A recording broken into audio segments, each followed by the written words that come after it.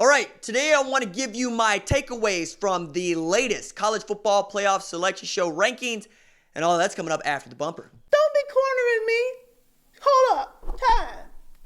You gotta help me with that corner shit. What's up, kinfolk? It's RJ Young. I'm not on a step mill. Consider hitting the like and subscribe button because I upload a video every single day. It's always college football related, sports related. We have a good time. And today, I want to give you my takeaways, my reaction to the latest college football playoff rankings, and what it means going into conference championship games this Saturday. Also, I want to encourage you, sign up for my newsletter. If you do so between now and Saturday, you will be entered to win the Hertz lamp. Don't fumble it. I'm excited about it. I've been writing some really cool newsletters, some bangers, if you will, mostly jokes about college football. Every once in a while, I get very serious, and I write something about Alan Trimble, and it moves a ton of you, and I sincerely appreciate that. Also, if you were around for the live stream, for the reaction show, for the live show about Texas, where I had Kalen Jones on, for the live show about the Big 12 and what's going to go on in that conference championship game with Shehan Jayaraja, I appreciate you. I'm going to try to do more of those this month because it's college football month. It is our time. This is the time for which we love our sport the most. Hire-ins, fire-ins, playoff games, conference championship games, good bowl games, bad bowl games, all the bowl games. This is our time. We're going to do it. Now, as for the rankings, let's start with the surface and let's go deep into the dermis, into the marrow from there. Number one, Ohio State. What are you going to say about it? They skull-dragged Michigan 56-27 in one of the most awesome displays by a college football team I've seen all year against a very good opponent. Also got Jim Harbaugh out here not taking any L's at a press conference, refuses to take L's from a sportscaster asking, yo, man, why are they better? I'm going to answer your questions, not your insults. Yo, all right. How about that Ohio State has 3 legitimate Heisman contenders on one football team, and they're the only football team in America that can say that. The next team down, LSU, got Joe Burrow and Jamar Chase. Jamar Chase probably going to win the Biletnikoff Award. I think so. They also have one of the best, if not the best, college football offense going this year. They're doing things that Oklahoma's done for the last 4 years, but whatever.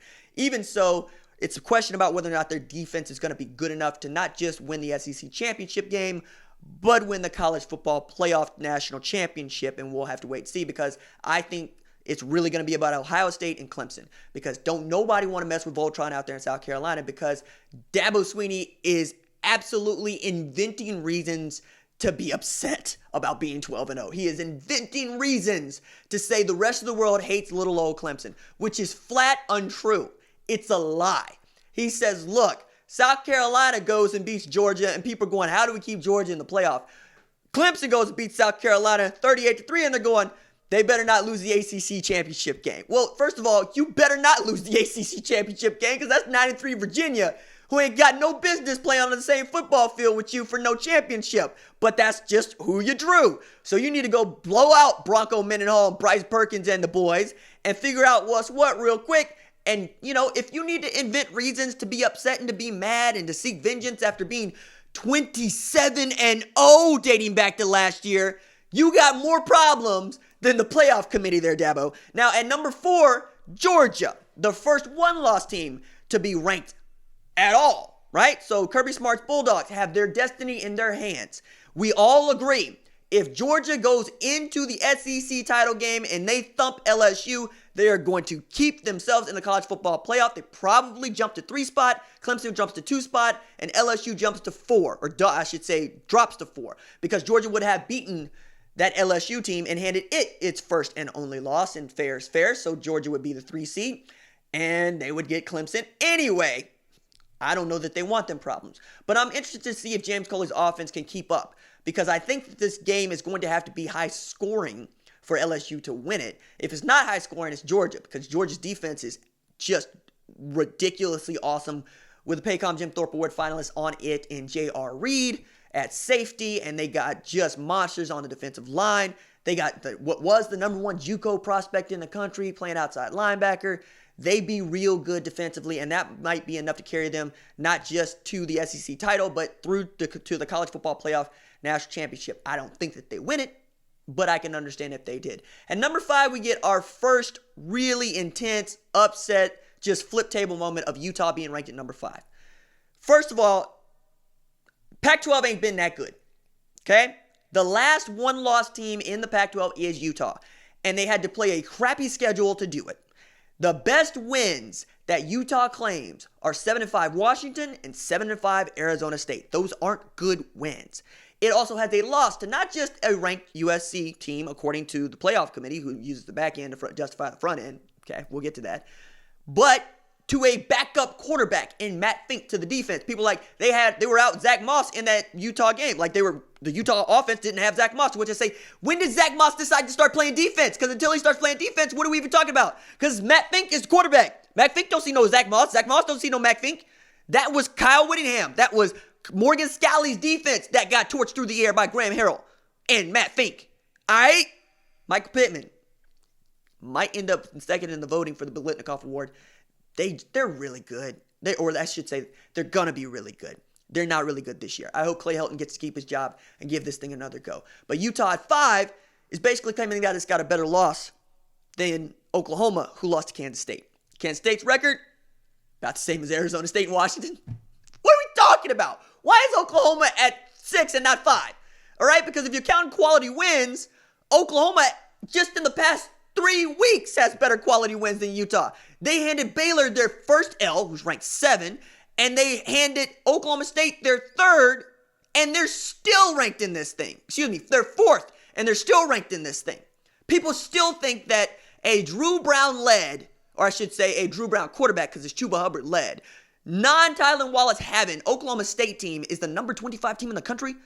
Come again, sir? I don't believe you. What's the anchor rank? I don't believe you. Nah, what are we doing here? We're using the back end of the rankings to justify the front end, because don't nobody in their right mind think that Oklahoma State remains one of the top 25 teams in the country with 4 friggin' losses. No way. It can't happen. All right?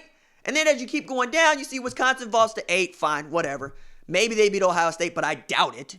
You know, you're seeing Florida at 9, who's got losses to 2 teams that we all think could play in the college football playoff, and if it ended today, it would be in Georgia and LSU. They're a good team. Felipe Franks announced that he's going to go enter the NFL draft. Sorry about you. And then at 10, you got Penn State. Cool. Franklin's team has ended up right where we expect the Penn State team to end up. 2 losses, 10 wins. Okay? Opportunity to go 11-2. And then we get to Auburn at 11. And I like Auburn at 11. Why do I like Auburn at 11? Because it gives me Bama at 12. I've never lived this life before. You got to remember, I have since gone to college, gone to grad school, been hired for my first full-time job, been fired from my first full-time job, gone back to grad school, figured out what the hell YouTube was, learned to make videos on it, learned to make them while using a piece of cardio equipment on it, grown from going to school to making this and various other things my full-time job, college football, my full-time gig, working at a sports radio station, my full-time gig. I have a radio show with my name on it. All of that has happened since the last time that Alabama has been this lowly ranked to end the regular season. At 12, and in the college football playoff selection era, dating back to 2014, they're twice as bad as they've ever been. They're 12 when the worst they had been up until this point was 6. Yo! I think that Nick Saban is going to recruit like hell. I think his class is about to finish so strong. Because the one thing that Nick Saban wants to do more than win is recruit. Matter of fact, my favorite story that I've related once, and I'm going to relate it again because it's an awesome story. Warren St. John wrote a profile for GQ magazine about Nick Saban. Okay? He had lots of good anecdotes in here, but the one that I love the most is Steve Rumsey, who owns a waste removal service in Tuscaloosa, golfs with Nick Saban. And he saw Nick Saban win the 2012 BCS National Championship on TV, beating LSU 21-0. It's an emotional win for everybody involved, okay? Emotional loss for LSU involved. He calls up Nick Saban, because they're golfing buddies, to wish him, hey, congratulations, you won a national championship. To which Nick Saban says, damn game lost me a week of recruiting.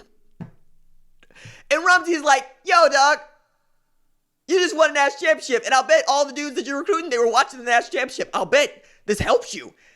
And Saban couldn't even get out that it helped him. He could just settle on maybe. He said maybe it did. Maybe so. Nick Saban's about to be one recruiting fool out here. He ain't going out like this. I can't wait to see what Alabama looks like in 2020. They might go back to playing murder ball and defense. Just the spread, it opens us up too much. We turn the ball over a ton. We can't do this anymore. I had a quarterback throw 2 pick sixes in a game. I had a Gus Malzahn out-strategize me and argue for a second and beat me with a second on a play on a halftime. At halftime, beat me with a second left on the clock with a field goal that would amount to the 3-point spread that they needed to win. Who beat me by lining up my punter at wide receiver, or lining up his punter at wide receiver. Golly. Nick Saban is going to be on the warpath come January. He's on it right now. What am I talking about? He's on it right now. So we got Bama at 12. And we could talk about the rest of the rankings, for which I think that seeing Iowa ranked at 16 is laughable after you needed a late field goal, a game-ending field goal to beat 5-7 Nebraska, whom everybody seemed to beat. Right? Somehow you're looking at going, how did they win 5 games? I don't know. And yet you want to rank that team ahead of Memphis and Cincinnati and Boise State. Memphis, who's got 1 loss and just beat a Cincinnati team whose only loss was to Ohio State. And Boise State, who ain't lost but 1 game all year to a Marshall team that was really, really good when they played them. Okay? And they managed to beat a Colorado State team without Hank Bachmeier, who is their talisman and freshman quarterback. I don't get you, College Football Playoff Selection Committee, but apparently I don't have to. I don't have to. If you let me in that room, it's going to be some furniture moving. Because I'll be like, how are we going to... No, we are not leaving till I understand correctly how Utah is the number 5 team in the country. We are not leaving correctly until I understand how Iowa is the number 16 team in the country, because I'm going to have to go out into the world and I'm going to have to defend this to my friends and family. Forget talking about this in public. I got to go sit at my dinner table and tell everybody how Utah is number 5.